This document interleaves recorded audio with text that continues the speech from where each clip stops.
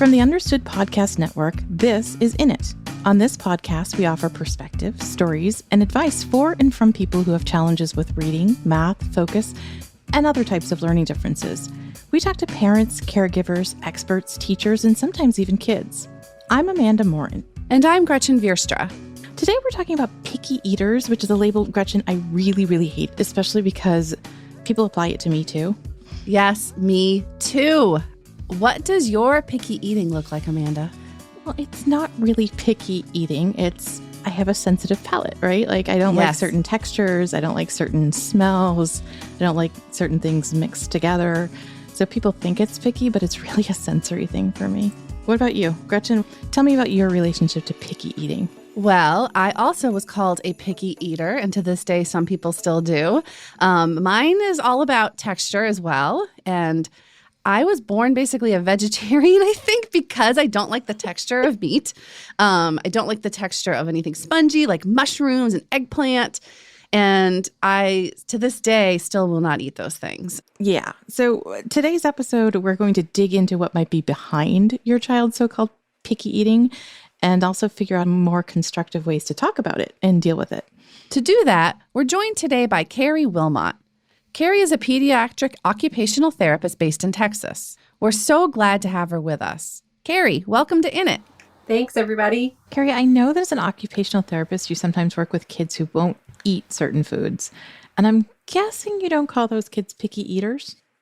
Yeah, instead of saying kids are picky eaters, we might say that they have oral hypersensitivity, or maybe there's different kinds of tactile aversions or smell hypersensitivity. So, picky eating to an occupational therapist who works with kids that have sensory processing disorder means that maybe one of those sensory systems just isn't working correctly. And so it's not just about not eating food and being picky. It's more about what is it about that eating experience that makes it a challenge for kids?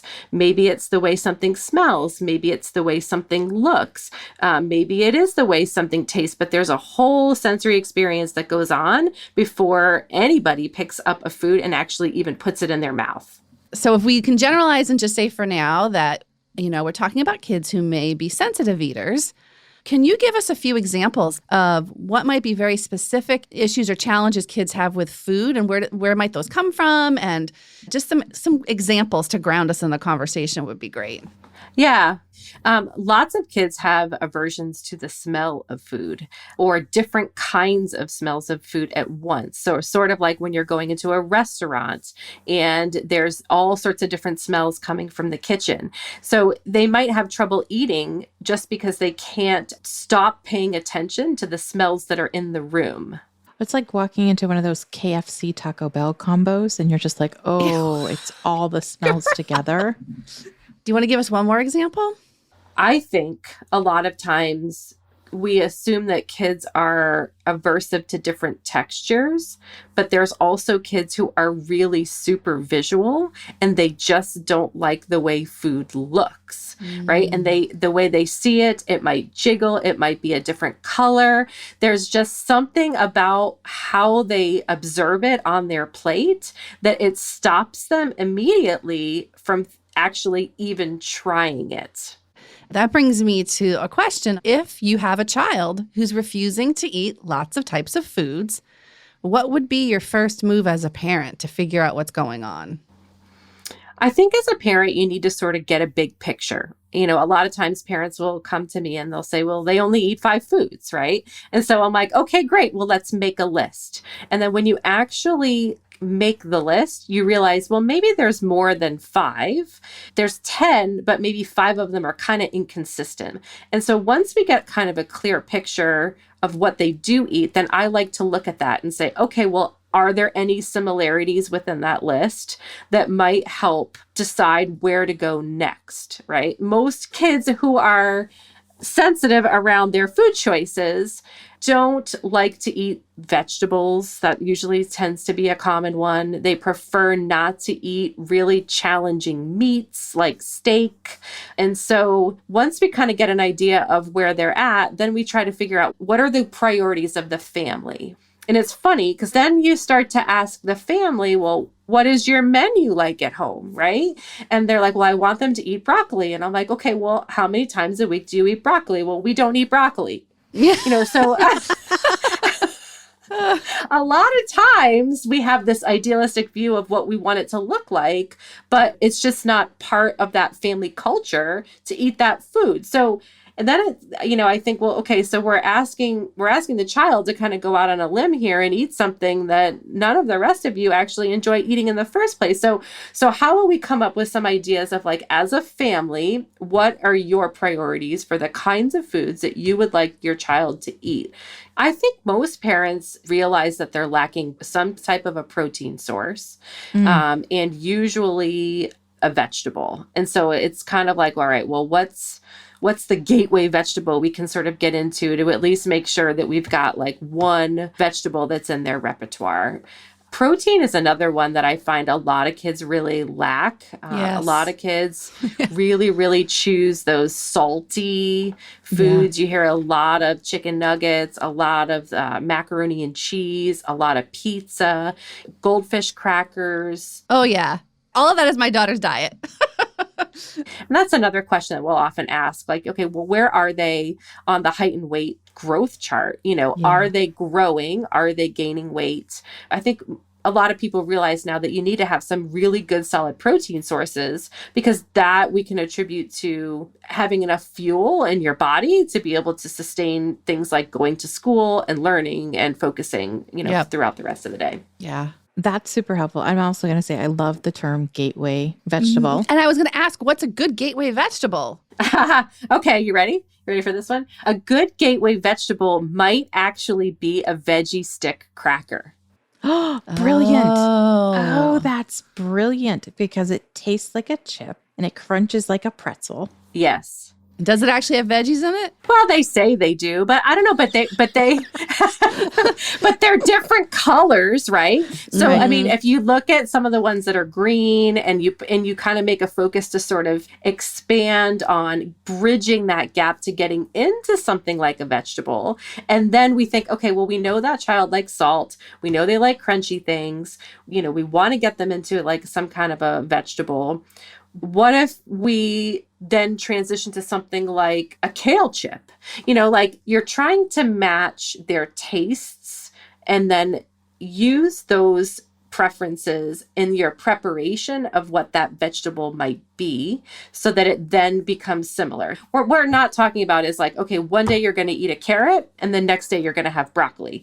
Two very different things, very different colors, very different shapes, very different sizes, very different textures.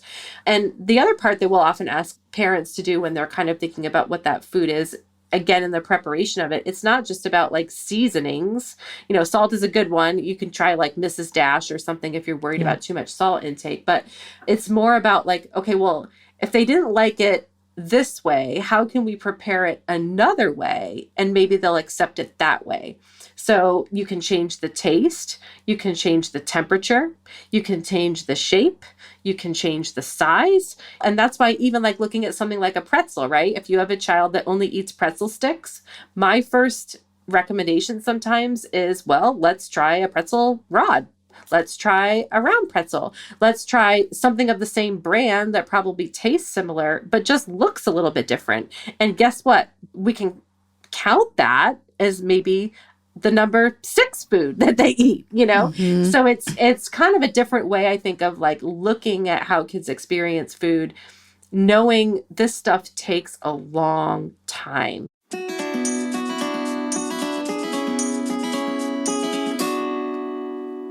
Then there's also we want other people to think we're doing okay with our kids, right? Because I know I have experienced judgment when one of my children has tried something and done the like Tom Hanks in the movie where he goes bleh and it just comes like right out of his mouth kind of thing, right? Or the gagging. The gagging really, really, really worries people, right? Because a lot of parents contribute that to like choking. And then kids sort of learn like, oh, I gagged. That was kind of a cool reaction they had. And guess what? I didn't have to eat it, So then becomes sometimes this behavioral component. So let's talk about that. Let's talk about the behavior versus sensitive eating, because I think that is such a huge thing. And I think, like a general parenting book that you pick up is going to be like, it's a power struggle. You have to make sure that you win that power struggle as a parent and make them try every food on their plate. And then it gets out of hand because you have a child who's really struggling here. So how do you know if it's behavior, and I'm using quotation marks there, behavior or food sensitivity? I think it's hard to actually like watch one time and kind of figure that out. As a general rule, sometimes for me in kind of the sensory world, I often like to think that that behavior didn't come out of nowhere, right? That there most likely was probably some kind of a sensory component that has led to a reaction, and that reaction has now become a behavior. And that behavior, we have to sort of figure out, okay, well, how can we eliminate that behavior or reduce that behavior or just have a better positive experience in general? So to me, rather than continually re-exposing kids to the things that we know are going to immediately cause them that kind of anxiety, let's just make it a non-issue. Maybe we need to pick our battles in terms of the kinds of foods that we're requiring, or change the idea around what the accepted response is to make it positive and successful. So it's not like you hand them a new food and you're like, okay, chew it up and swallow it. That's going to be success. It might just be having a plate off to the side while you're eating with whatever accepted foods or preferred foods you have on the plate in front of you. And you might just have that thing you don't like on a plate next to the one you do have. And we might call that a win. And we might do that for a little bit. And then maybe we're going to move that piece of food to the plate that's in front of you. And we're just going to leave that there. And at the end of the meal, it's not about picking it up and chewing it and swallowing it. It's about picking it up and throwing it in the trash. Because even that is a way to experience and explore that new item without actually having to eat it. And so then there becomes this whole continuum of activities that you can do around food. So you're looking at it, you're touching it, maybe you just smell it. You might bring it to your lips to tap it on there. You might lick it a little bit. Then you might take a little piece off. You might chew that. You might spit that piece out into the trash. There's a whole way that we can kind of help kids move through that progression, and calling those little moments where they're doing even just something a little more than nothing and calling that a win. I love those suggestions. I especially love the plate of things that aren't your favorites. And we actually do that at my house. And I'm like, oh, go me. I have something that works. But I bet I also have a lot of things that don't work. And so I want to know from you, what are some of the most unhelpful things we parents and families may be doing to try to get our child to eat different foods? I think sometimes parents are cooking multiple options for the family because everybody has a different thing they don't like to eat or something that they do like to eat. So is that unhelpful? The short order chef, as I call it. I think it's kind of unhelpful because then that child is eating that same meal. And as a parent, you're having to make like 3 different meals. Right. So a lot of times what you can do is sort of, if they've only got 5 foods and one of them's macaroni and cheese, well, guess what? We're going to probably have macaroni and cheese every single night for the family. So if you think about your main dish and a couple of sides, it's not about making multiple different meals. It's about maybe how do you take everybody's preferences in the family to create your family meal that has something that sort of appeases everybody to an extent without it being too many different meals to have to cook. We at one point figured out that if we were going to do something like casserole-like, right, which is kind of a nightmare when you have all of these different textures and things, if you have trouble with textures and smells and those kinds of things. I'll give the example, shepherd's pie is a favorite of one of my children. And then the other one was just like, oh, no. I could never eat that as a Keri kid. does not like shepherd's pie either. I'm watching her face. No, there's corn. Corn does not belong in mashed potatoes. I agree. No. I agree. Well, I think that's a whole other conversation about mashed potatoes. But, I learned to cook them separately and then put together a shepherd's pie for the kid who liked shepherd's pie. And then everybody else could either have a spoonful of ground meat and put cheese on it or some corn on the side or something like that. And I wasn't cooking a whole different meal. Totally. I think the other thing that I often hear a lot of too is like unrealistic expectations about how many bites. It's like we need to have 5 bites of those peas before you can get up from the table, but they're not even going to eat one. And so now there's 5, so I think a lot of times it's about changing the expectation of, okay, well, does it even need to be a bite like we talked about before? Can it just be throwing 5 peas in the trash, or can it be licking 1 pea and throwing it in the trash? I think the hard part is the stress and anxiety comes when kids know that those expectations are also coming. And so they anticipate it. And then it becomes this thing that's hard for them to overcome.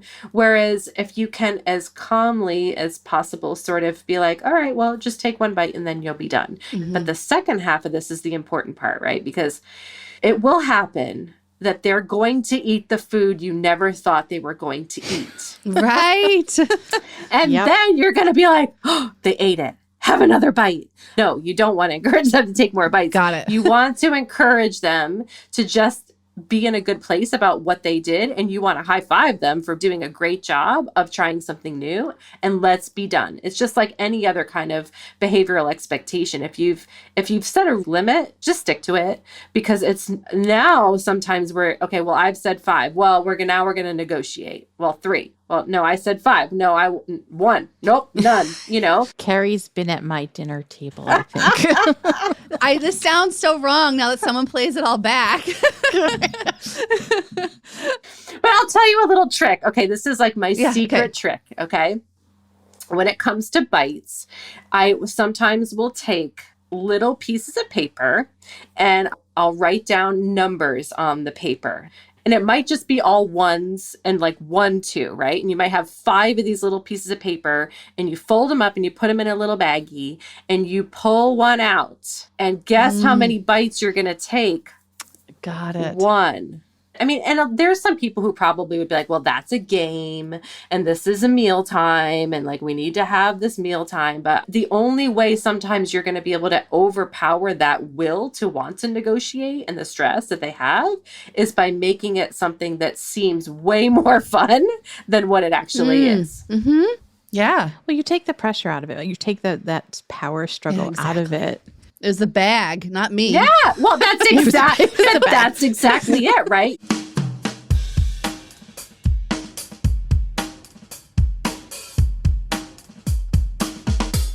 Over time, I'm wondering, does kids' ability to tolerate certain textures or certain smells, does that change over time? Like, is there a grow out of it stage or no? Well, I do think there is, like, it is pretty developmentally appropriate at certain ages to have some of these picky expectations, so it does oftentimes, I feel like it gets a little bit better, but sometimes it gets worse before it gets better. I do find that sometimes as kids get into school and they're eating with other kids who have different things that are next to them, or a lot of times they get to like middle school age and it becomes a little bit more social and fun for some kids to be able to go get pizza on a half day after school somewhere, then sometimes those things get a little bit better because there's a desire to experience that social opportunity with other people or having dinner at somebody else's house. I was notorious for not wanting to eat some of the things that my parents cooked, but man, my best friend, her mom was the best cook ever. So I tried all sorts of things at her house. Well, I'll give you my magic trick. 1 year for a holiday, we gave one of my sons a Star Wars cookbook, and it was all of the recipes from the various like cantinas and things like that, and told him, pick one of those recipes to make yourself. And he tried it. Like, it was foods that he had never tried before because he made it himself. Yeah. He picked the meal, he made it himself. So that was one thing that once my kids started cooking a little bit, they would eat it because they made it, even if they didn't like it. And they'd be like, oh, I'm not sure I really like this, but I made it, so I'm going to try it. So that was an interesting, magical moment for me where I was like, oh, I can have you cook and you'll try new foods. Right. What I find most challenging is hearing from like the sidelines. Whether it's relatives who are saying, well, why are you not eating this at this holiday at dinner? Or whether it's friends who are just telling me about how their kid always eats everything and anything and that they would never let their kid say no to anything. How does everybody in the world handle that? How do we, when you have that coming at you, do you have suggestions? I think the hard part is you do have to help advocate for your kids, right? And I think letting people know, usually it's like great aunt so-and-so's special something at some holiday meal that everybody has been the family holiday tradition favorite for decades, and I think it's okay to say they don't like it, but we're working on trying new foods. And so, hey, maybe when I see you again, maybe we can revisit it then. It's hard because then it becomes a power struggle sometimes too, of people who believe that they know better and that they're going to jump right in and be like, no, I'm going to get them to eat it. Just you watch, that doesn't happen. The answer to that is no, you watch and see what happens. Yeah, Right. Exactly. And I think, just try to downplay it. And if you have to, before you go to some of these events, like you give your kid the meal that they like to eat. And so when they get there, you can say like, oh, we already ate, but thank you. We're full. We're not, that's good. Thanks. And just kind of make it a non-issue because it's not something that you have to do. Or, if sometimes the good news, bad news is we're eating at 4. Great. I'll see it for dessert at 6:30, Right. Oh, that's smart. Yeah. You like have that. the control to be able to decide whether you want to be there for that or not. And I think you have to do you, and you have to do what's right for your family. And if that means that being there is going to cause a lot of additional pain and anxiety and drama, I think it's okay to choose modifying the schedule, changing the environment, doing something that allows you to still have a successful visit without it having to revolve around whatever that food scenario is. And how do you talk to your kids about not feeling bad or embarrassed about the fact that they have these food sensitivities? Because I remember as a kid, whatever was said to me made me feel awful about it. That I was like, not a good eater. And I just felt, I didn't feel good about it. I mean, I think you could even just kind of liken it to it being a skill, right? Right now you eat 5 foods. That's great. Our goal is maybe we're going to add one more, and that's okay. We're just working on the skills of eating, and we'll take it one day at a time. I think it's just being honest and validating what their feelings are. I know this is hard for you. I understand that you don't like the smell. You're just using those same rules of empathy and talking to kids and reiterating to them that you hear what they're saying. And sometimes they just want to feel like they're heard. That's good advice. And for me, as a sensitive eating adult, what do I say? So when I go out to eat, people don't think I'm the most high maintenance person in the world to eat with at a restaurant. I don't know that you have to really say anything other than just do it. I think at the end of the day, more people need to be okay with people doing what they need to do for themselves for whatever reason that is, I mean, you go to Starbucks and order your coffee 1,700 different ways, That is so true. And why is that okay? It's okay. Totally okay. This is a place I want to end an interview because it's perfect for me. Yes. Keri, thank you so much for joining us. You're welcome. Thank you so much. It's great to be here. You've been listening to In It from the Understood Podcast Network. This show is for you, so we want to make sure you're getting what you need. Email us at init@understood.org to share your thoughts. We love hearing from you. If you want to learn more about the topics we covered today, check out the show notes for this episode. We include resources as well as links to anything we mentioned in the episode. Understood.org is a resource dedicated to helping people who learn and think differently discover their potential and thrive. Learn more at understood.org/mission. In It is produced by Julie Subrin. Brianna Berry is our production director. Justin D. Wright mixes the show. Mike Errico wrote our theme music. For the Understood Podcast Network, Laura Key is our editorial director, Scott Koshier is our creative director, and Seth Melnick is our executive producer. Thanks for listening and for always being in it with us.